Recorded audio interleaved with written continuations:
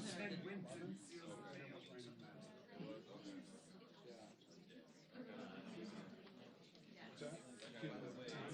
Save the date. Well, especially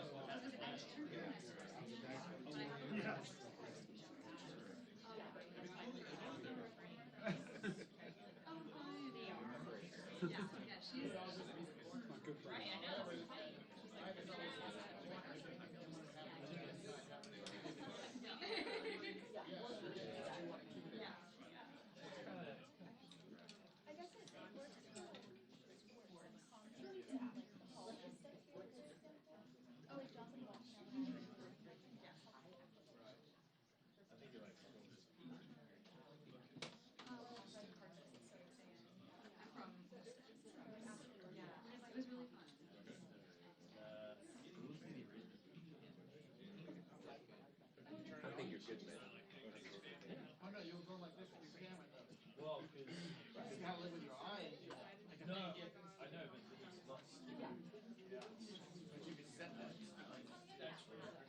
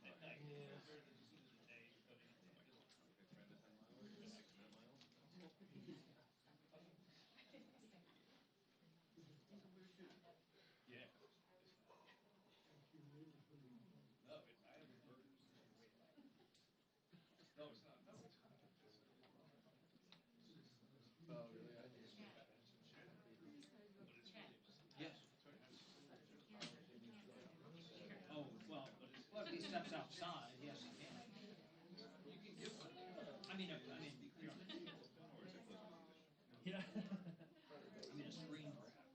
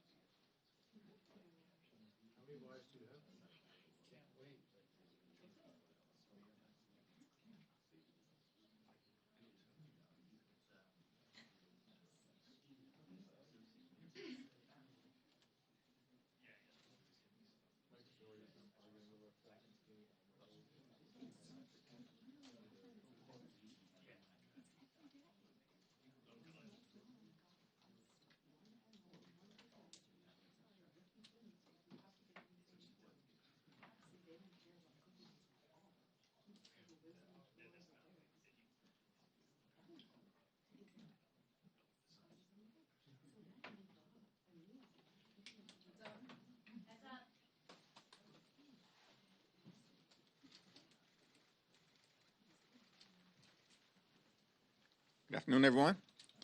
This is day 14 of the Trump Republican shutdown.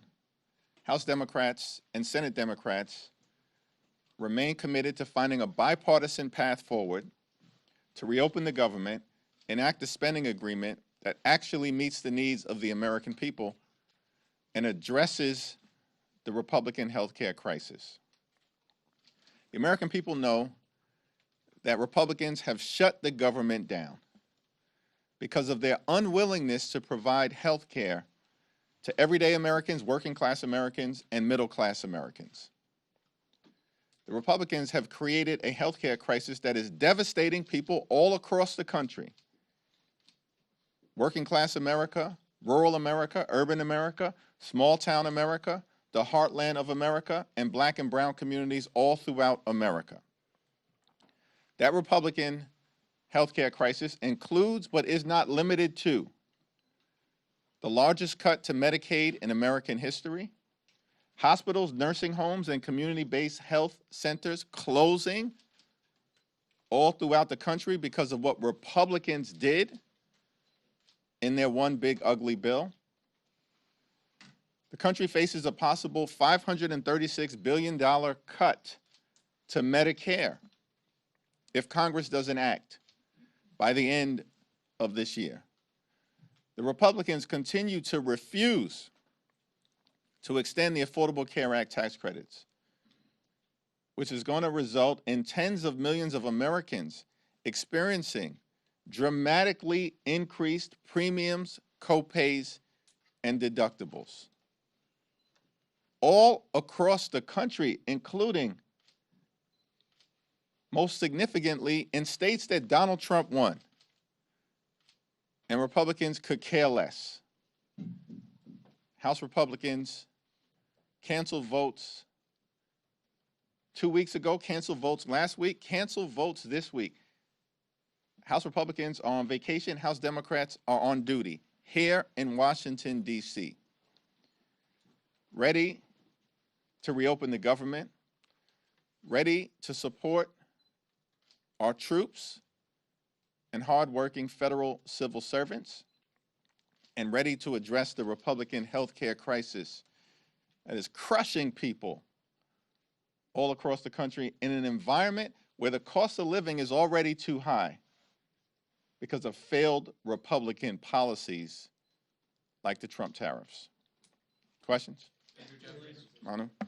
The government shutdown's going to get worse each and every single day for so many Americans, and we've already seen the standoff persist for some time. Republicans have rejected the Democratic CR with all of your demands there. So why not come up with a new approach, put a new offer on the table to try to jumpstart something rather than dig into your position? We're open to sitting down anytime, any place with anyone in terms of our Republican colleagues, either here at the Capitol, or back in the Oval Office, to have a conversation about finding a bipartisan path forward. But there has to be a willingness amongst Republicans to actually have a conversation. And since the White House meeting over 2 weeks ago, Republicans have gone radio silent. Donald Trump has spent more time on the golf course than talking to Democrats on Capitol Hill. Republicans have been on vacation since September 19th in the House. And in the Senate, the Republican strategy is to do the same exact thing, bring the same failed partisan Republican spending bill to the floor over and over and over again, knowing it's going to go down. Because Democrats have been very clear. We're not going to support a partisan Republican spending bill that continues to gut the health care of the American people. We are open about having a good faith discussion with our Republican colleagues to hear their ideas about reopening the government while at the same time decisively addressing the Republican health care crisis. Thank you. Thank you. Thank you. In terms of the military, it looks like OMB is finding money and appropriating it to pay the military. Do you agree with that strategy? Are you on board with that? And are you interested in ultimately one bill on the House floor to pay the military? I agree with making sure that our men and women in uniform, our active duty troops, are paid. We also need to make sure that we take care of all of our hardworking federal civil servants, which is why Republicans should be back here in Washington working with us to reopen the government, as opposed to continuing the Trump Republican shutdown. Thanks. Good afternoon, thank you. Republicans have run on repealing and replacing Obamacare since 2010, but you're arguing for these subsidies to help subsidize Obamacare here. Isn't that an indictment that there's a problem with it, the fact that it needs to be propped up in some form? No, the overwhelming majority of the American people, including in Republican-run states, support an extension of the Affordable Care Act tax credits because they know that the Affordable Care Act has been an important part of ensuring that everyday Americans can afford to go see a doctor when they're sick, when their children are sick, and when their families are sick. And from our standpoint, it's strange that Republicans want to make this a partisan fight. This is not a partisan fight as far as Democrats are concerned. This is about the American people and ensuring that the American people can afford high-quality health care when they need it, including in red states. And by the way, the majority of states that benefit in terms of their people getting health care from the Affordable Care Act tax credits are states that Donald Trump won. West Virginia, number 1. Wyoming, number 2. Alaska, number 3. Tennessee, number 4. Mississippi, number 5. And states 6 through 10 are also states that Donald Trump won. This is not a partisan issue for Democrats. We care about making sure the American people can afford health care. Whether you're a Democrat, an independent, or a Republican, we are fighting for hard-working American taxpayers.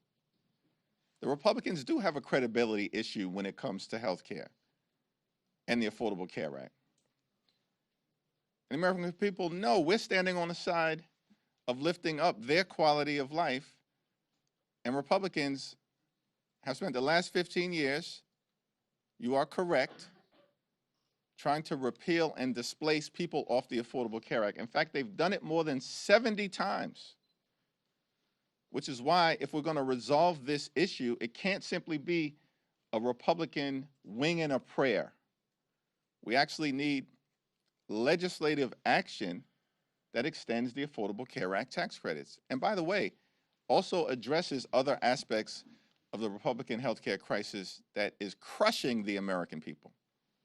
Thanks. Third row, thanks. The judiciary can only continue its full paid operation through Friday. Do you have any concerns about what will happen with that, criminal and civil cases? We remain completely and totally concerned by all of the aspects of the Trump Republican shutdown, which is why we need them to abandon their failed my way or the highway approach, their take it or leave it approach, and the Republican go it alone approach. Because if Democratic votes are needed to reopen the government, which is the case, then this has to be a bipartisan discussion to find a bipartisan resolution to reopen the government and address the Republican healthcare crisis. We are very concerned with all of the implications of this Trump Republican shutdown and how the American people are being hurt. It doesn't seem to me that Republicans are concerned because they remain on vacation and have now canceled votes for the 3rd consecutive week. That's outrageous. Democrats from all across the country will be here in person, meeting in just a few hours and throughout the week because we want to reopen the government. And the question has to be asked, why in the world are House Republicans still on vacation, spread out across the country and the world? It's perplexing. It's shocking. I'm flummoxed by the whole situation. It makes no sense. They're reinforcing the narrative that they could care less about the quality of life of the American people. Leader Jeffries. Thanks. Mr. Leader, want to ask you about November 1st, which is when open enrollment begins, as you know, and some rates are already being set.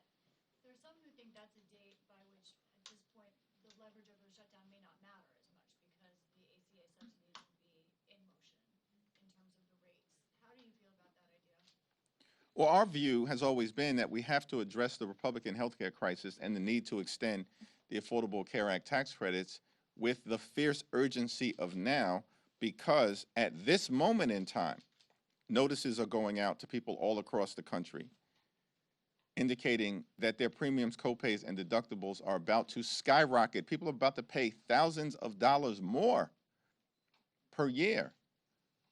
And for many hardworking American taxpayers, you're talking about their health insurance rates doubling, tripling, or quadrupling.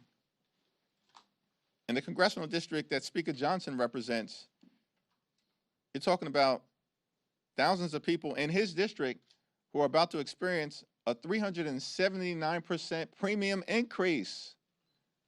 How is that acceptable? That's happening right now.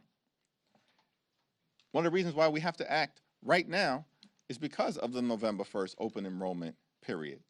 That's just the beginning of the open enrollment period. It'll last until early to mid-December.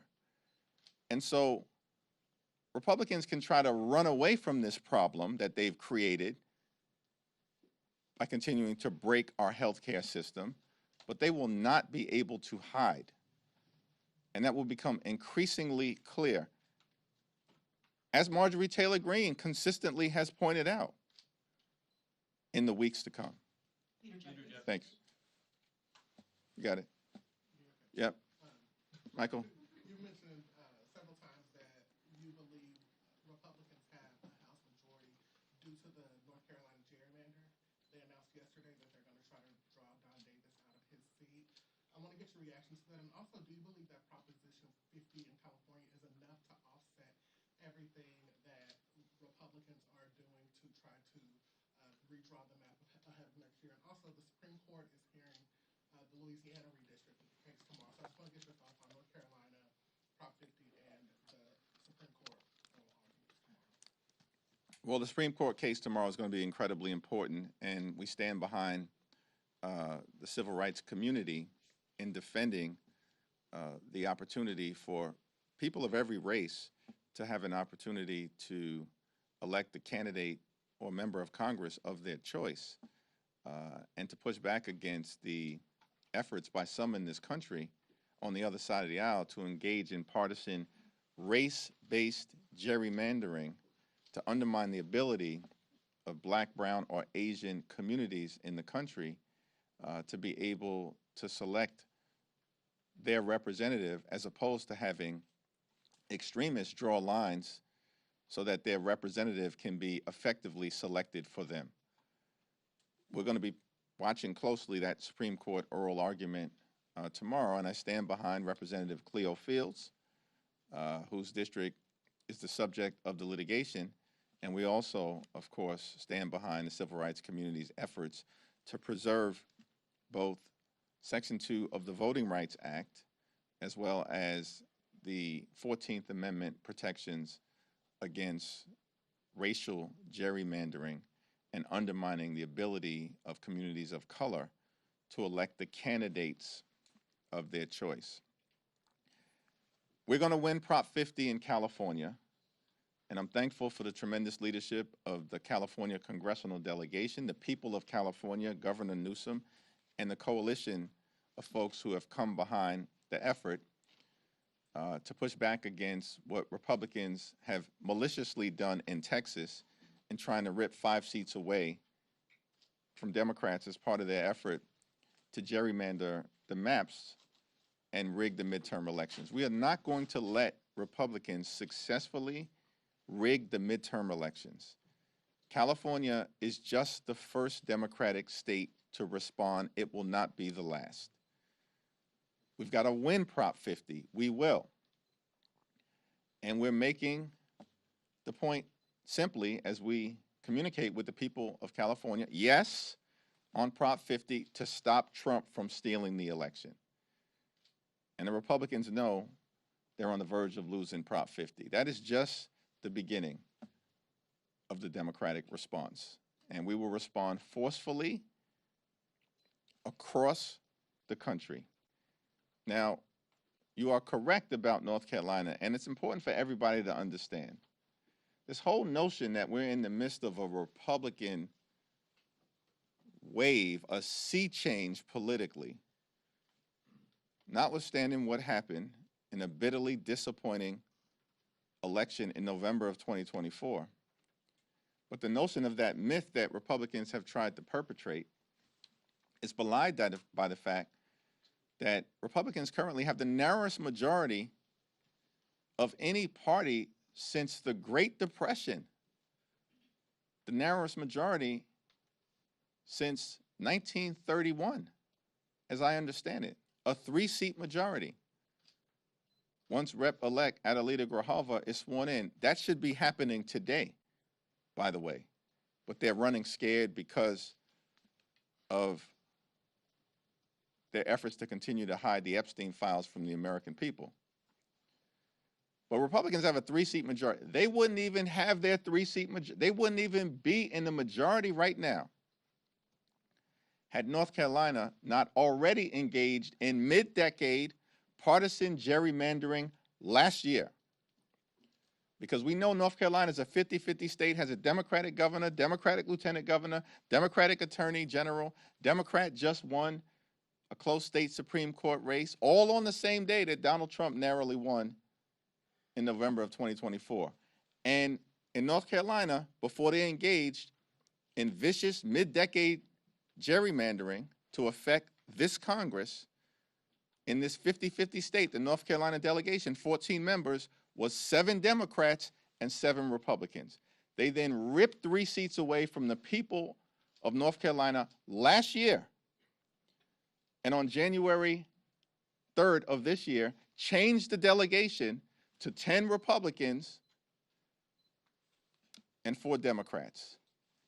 That's their majority right now. They didn't even legitimately win in an election where everything at the top of the ticket was breaking for them.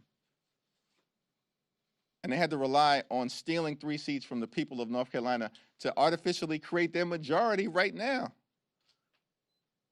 This is why you can't take these people seriously in terms of any policy high ground in the House that they may claim to have. It's non-existent. So the question then becomes, they've already gerrymandered the map in North Carolina. And because Donald Trump, their boss, ordered them to go back and try to create an additional seat, this is what they're going to try to do. We're going to make sure that Representative Don Davis is reelected in North Carolina, and Democrats are going to take back control of the House of Representatives. Thank you.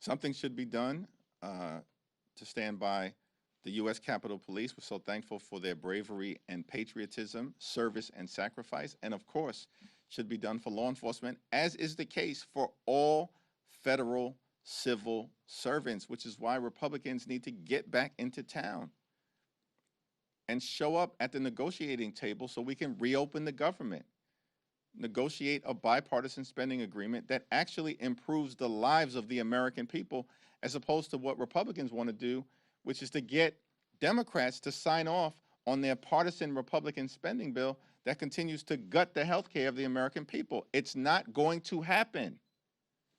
We need to address the Republican health care crisis. We've made that clear repeatedly now for weeks, and that position is not going to change. Back in March, and even a little bit coming into this government funding deadline, there was a lot of concern among Democrats that if the government was shut down, that it would empower and give Trump the ability to run around Congress and do what he wants with government funding. Is what he is doing now exactly with troop pay and finding money to pay for WIC, other things, is that